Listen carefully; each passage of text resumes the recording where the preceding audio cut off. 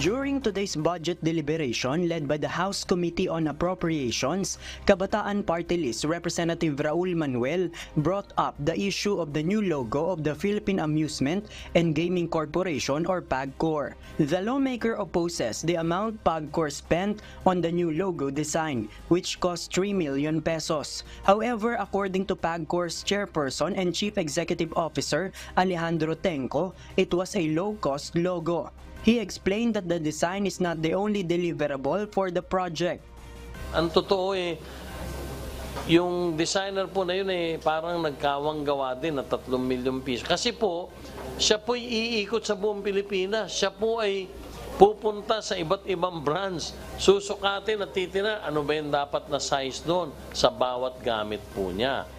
PAGCOR said they had to rebrand their logo because illegal permits were being used all over the world with their previous logo, particularly prevalent in Turkey, London, and here in the Philippines, according to their security group. Despite Chairman Tenco's explanation, Congressman Manuel remains unsatisfied.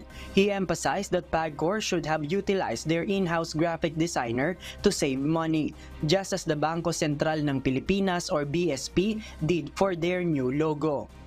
Yung 3 milyon, malaking bagay pa rin naman po siya eh. Marami sanang pwedeng nakabenepisyo din kung nagamit ng maayos yung ganong pera. Kaya po, so far, hindi tayo kumbensido doon sa paliwanag bakit kailangan umabot sa ganon. Cagayan de Oro 2nd District Representative Rufus Rodriguez instructed PAGCOR to submit its procurement process details to the committee, outlining how they arrived at their new logo. JP Nunez, UNTV News and Rescue. We serve the people, we give glory to God.